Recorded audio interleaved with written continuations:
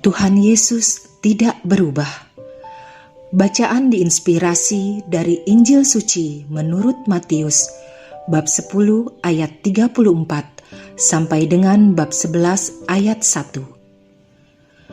Pada suatu hari, Yesus bersabda kepada ke-12 muridnya, "Jangan kalian menyangka bahwa aku datang untuk membawa damai di atas bumi. Aku datang bukan untuk membawa damai, melainkan pedang. Sebab aku datang untuk memisahkan orang dari ayahnya, anak perempuan dari ibunya, menantu perempuan dari ibu mertuanya, dan musuh orang ialah seisi rumahnya.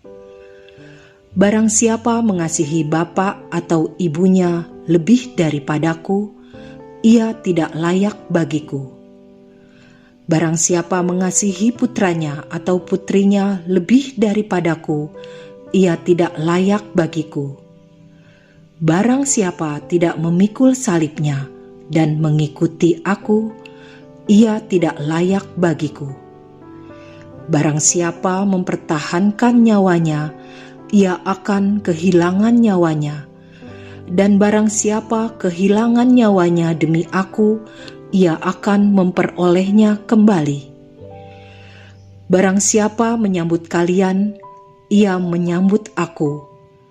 Dan barang siapa menyambut aku, ia menyambut Dia yang mengutus aku.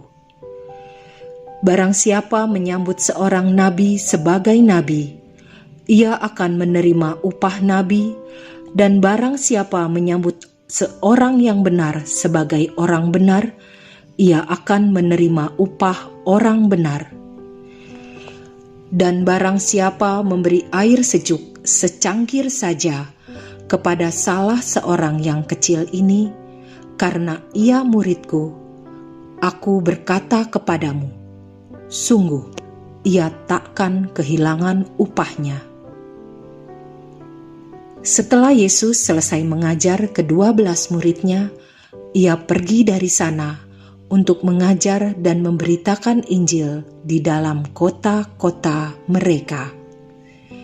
Demikianlah sabda Tuhan. Yesus berubah dan membatalkan perkataannya sendiri. Dalam khotbah di bukit, Yesus baru saja mengajarkan murid-muridnya untuk membawa damai dalam dunia agar dapat disebut anak-anak Allah. Kali ini Yesus mengutip perkataan Nabi Mika dan mengatakan bahwa kedatangannya membawa pertentangan. Allah dalam karya penciptaannya memberi manusia kebebasan untuk menentukan hidupnya sendiri. Kebebasan yang disalahgunakan dan yang melanggar perintah Allah terbukti mengakibatkan jatuhnya manusia ke dalam dosa.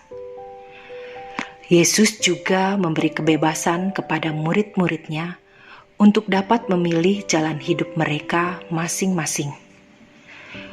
Memilih mengikuti Yesus adalah memilih jalan memikul salib. Mengikuti Yesus tidak menjamin hidup yang tanpa kesulitan dan tanpa beban. Mengikuti Yesus akan mengalami banyak pertentangan. Justru pertentangan yang menjadi beban inilah yang harus kita pikul bersama Yesus. Banyak alternatif yang terlihat nyaman dan lebih menyenangkan. Jalan lurus dan indah yang dihiasi batu-batu kecil yang tampak akan mudah kita lewati. Tetapi jika kita pilih, akan menjadi batu-batu besar yang membawa kita pada kematian. Atau jalan berbelok dan penuh rintangan yang jika dijalani bersama Yesus akan terasa ringan dan menuju kepada keselamatan dan hidup kekal.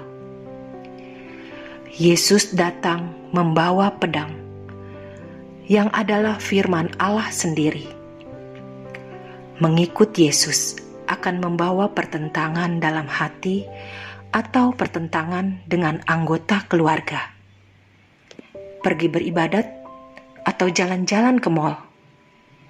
Mengikut Yesus akan memikul salib atau mengikuti ilah lain yang menawarkan kenyamanan dunia yang berujung pada kebinasaan. Mengikut Yesus juga berarti memperhatikan kaum marginal, seperti yang juga sudah diserukan Nabi Yesaya kepada bangsa Israel. Sejak pada awal penciptaan dunia, iblis selalu hadir untuk menyesatkan dan menjauhkan manusia dari Allah. Tetapi dengan bersenjatakan pedang Allah, kita dapat mengalahkan iblis, karena Yesus telah mengalahkan dunia. Sayup-sayup terdengar lagu yang sedang viral keluar dari handphone seorang anak yang baru pulang sekolah. Tuhan Yesus tidak berubah, tak berubah selama-lamanya. Tuhan, jadikanlah aku pembawa damai. Bila terjadi kebencian, jadikanlah aku pembawa cinta kasih. Bila terjadi kegelapan, jadikanlah aku pembawa terang. Semoga dengan mati suci aku bangkit lagi untuk hidup berselama-lamanya. Amin.